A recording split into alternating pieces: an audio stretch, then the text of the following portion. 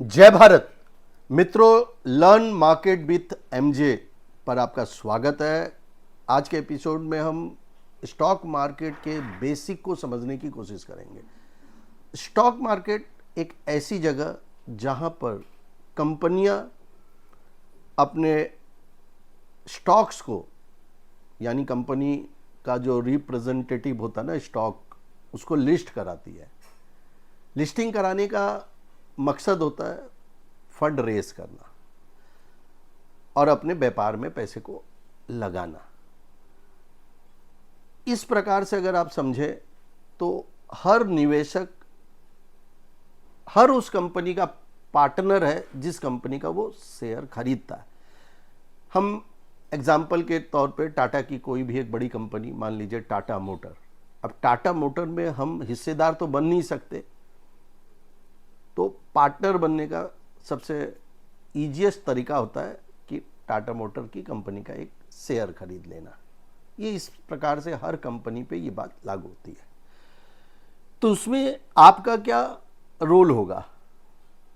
जब आप शेयर धारक बनते हैं यानी शेयर होल्डर, तो एनुअल जो मीटिंग्स होती है कंपनी की, उसमें आप जा सकते हैं, अपने विचारों को रख सकते हैं। कोई चीज़ आपको पसंद नहीं आ रही है तो आप अपोज कर सकते हैं। चाहे आपके पास एक शेयर हो, चाहे आपके पास अनेक शेयर हो। मालिकाना 51% की होल्डिंग जब तक नहीं हो तब तक डिसीजन मेकर आप नहीं बनते या आपको मालिकाना प्राप्त नहीं होता। कई बार हमने देखा है कि आप 30-35% या 15-20% की होल्डिंग पर भी मालिकाना बना रहता है। उसका कारण ये होता है कि आरंभ में तो डेफिनेटली 50% के ऊपर की ही होल्डिंग होती है प्रमोटर के पास। बाद में वो डाइल्यूट कर देते हैं, मॉर्गेज रख देते हैं, या मॉर्गेज रखा हुआ स्टॉक्स जहाँ मॉर्गेज रखा था वो लोग बेच देते हैं। तो ऐसी स्थिति में क्या होता है, मैनेजमेंट तो वही रह जाता है, मालिकाना वही रह जाता है, पर उनकी शेयर होल्डिंग कम हो जाती है। ये तब तक मालिकाना उनके पास रहेगा जब तक दूसरा प्लेयर 51% होल्डिंग को एक्वायर करके कब्जा ना कर ले। तो कुल मिलाकर जो नए निवेशक हैं मार्केट में, जो मार्केट सीखना चाहते हैं, उनको ये समझना चाहिए ये अलॉटमेंट शेयर होल्डिंग किस प्रकार से होती है। एक तो डायरेक्ट मार्केट है जो सबसे आसान तरीका है, जहाँ से आप कोई भी शेयर खरीद सकते हो, बेच सकते हो। उसके लिए एक बेसिक डीमेट अकाउंट की ज़रूरत होती है। बेसिक डीमेट अकाउंट जहाँ बाई सेल आप करते हो। इसके अलावा आईपीओ यानी कंपनी जब नई कंपनी पूंजी बाजार में आना चाहती है तो उसका तरीका होता है आईपीओ के जरिए। तो वो पब्लिक को इनवाइट करती है और प्रीमियम लेती है। अब प्रीमियम क्या है?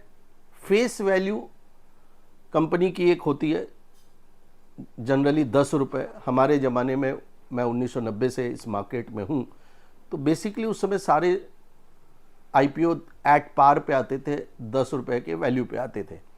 कुछ कंपनियाँ जिसमें वर्थ होता है तो वो 5 रुपये प्रीमियम, 10 रुपये प्रीमियम, 20 रुपये प्रीमियम पे भी मैंने देखे हैं। पर इन दिनों ऐसा नहीं है।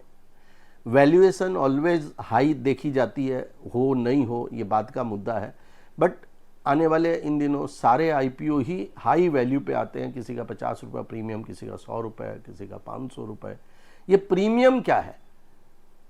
इसका मतलब होता है कि कोई व्यक्ति अपनी कंपनी को पूंजी बाजार में लाना चाहता है तो वो अपने कुछ शेयर बेचेगा। कंपनी ऑलरेडी उसके पास है, इक्विटी सारे उसके कंट्रोल में है। अब उसमें से कुछ हिस्सा वो आम जनता को ऑफर करना चाहता है आईपीओ के जरिए। आईपीओ में क्या होता है, आम जनता अप्लाई करती है। अप्लाई कैसे किया जाता है? जब तक आपके पास डीमेट अकाउंट नहीं होगा आप आईपीओ में अप्लाई नहीं कर सकते। तो डीमेट के जरिए आपने आईपीओ में अप्लाई किया। किस उम्मीद से करते हैं कि कंपनी जब लिस्ट होगी तो आपको अच्छा भाव प्राप्त होगा। कई लोग तो लिस्टिंग गेन के लिए आईपीओ में पैसा लगाते हैं। सिर्फ उनका काम होता है आईपीओ में पैसा लगाना। अब आईपीओ जब कंपनी में वर्थ अच्छा होता है, प्रीमियम कम होते हैं तो ओवर सब्सक्राइब्स होते हैं। ओवर सब्सक्राइब्स मतलब 1 lakh share suppose company IPO के द्वारा बेचना चाहती है, तो 3 टाइम्स माने 3 लाख आ गए सब्सक्रिप्शन, 5 लाख आ गए, 50 लाख आ गए।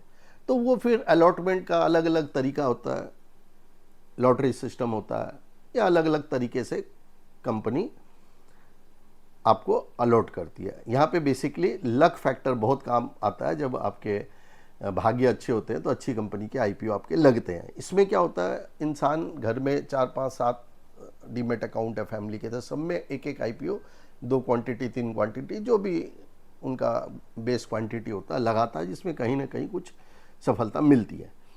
अब ये पूंजी बाजार काम कैसे करता है? आईपीओ के पहले कंपनी अपने लिए फंड जुटाती है।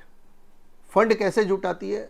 Fund managers, mutual funds, FIIs, इनको ये लोग पहले अप्रोच करते हैं कि हम आईपीओ लेके आना चाहते हैं। प्री आईपीओ भी ये लोग अपने शेयर्स को पहले बेचते हैं, तो वो डील पहले से करके ये रखते हैं जिससे इनके आईपीओ का सब्सक्रिप्शंस पूरा हो सके। और जब सब्सक्राइब नहीं होता तो वो आईपीओ कंपनी फेल हो जाती है और प्राइस भी इंक्रीज नहीं होते आफ्टर लिस्टिंग।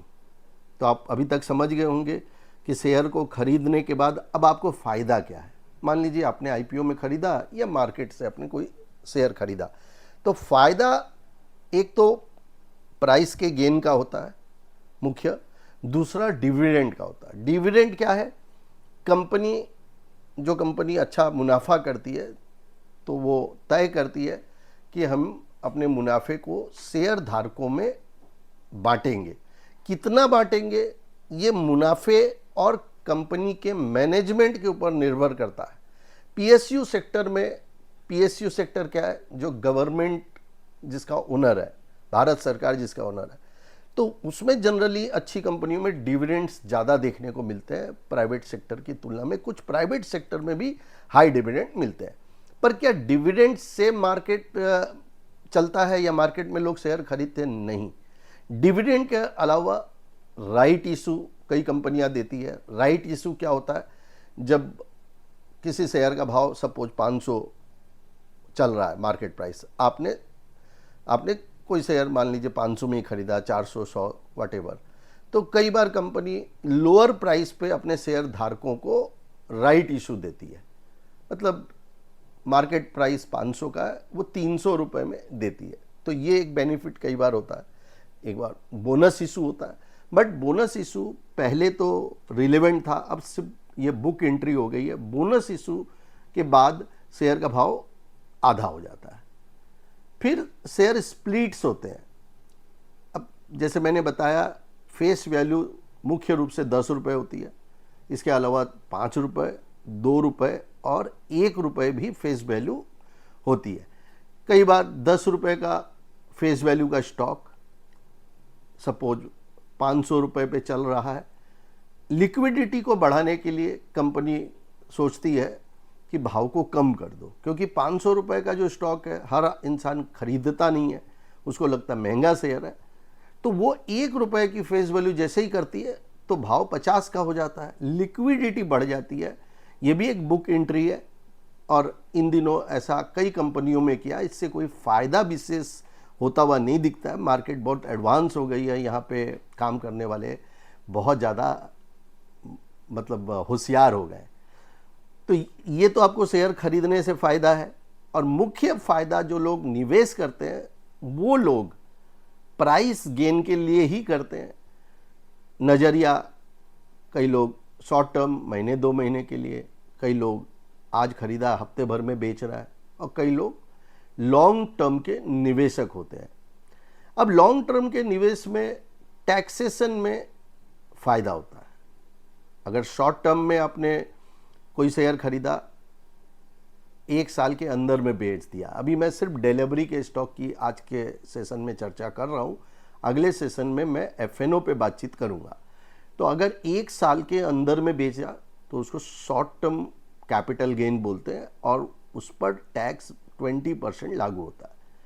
कोई स्टॉक आपने 1 साल तक होल्ड किया, 1 साल से मतलब जिस दिन खरीदा उससे 1 साल, ना कि फाइनेंशियल ईयर, तो उसमें लॉन्ग टर्म कैपिटल गेन 12.5% का प्राप्त लगता है। इसलिए भी लोग लॉन्ग टर्म इन्वेस्टर बनते हैं कि ऐसे तो टैक्सेशन बहुत हाई है, किसी भी जगह पैसा रखते हो, अगर आपका स्लैब हायर स्लैब है तो आपको 30% तक टैक्स लगता है, बट यहाँ निवेश करने से फ़ायदा होता है कि आपको 12.5% लॉन्ग टर्म में टैक्स आता है। तो आज मैंने एक बेसिक स्ट्रक्चर मार्केट के बारे में आपको समझाया। अगले वीडियो में मैं एफएनओ फ्यूचर एंड ऑप्शंस क्या है, कैसे काम करता है और उसमें क्या क्या एस्पेक्ट्स होते हैं उस पर बातचीत करेंगे। तो ये चैनल हमारा नया चैनल है, लर्न मार्केट विथ एमजे, पर मैं यूट्यूब के ऊपर पिछले 7 साल से मौजूद हूँ। तो प्यार दीजिएगा इस चैनल को। इसके ऊपर सिर्फ लर्निंग लर्निंग एंड लर्निंग हम सिखा रहे हैं, बेसिक से एडवांस तक। तो इस वीडियो को हर ग्रुप में शेयर कीजिए जो भी शेयर बाज़ार में जुड़ना चाहते हैं, और लिंक हमारे डिस्क्रिप्शन बॉक्स में है। अगर डीमेट अकाउंट ओपन करना है, नए निवेशक हैं, तो बिल्कुल आप हमसे जुड़ सकते हैं। नमस्कार।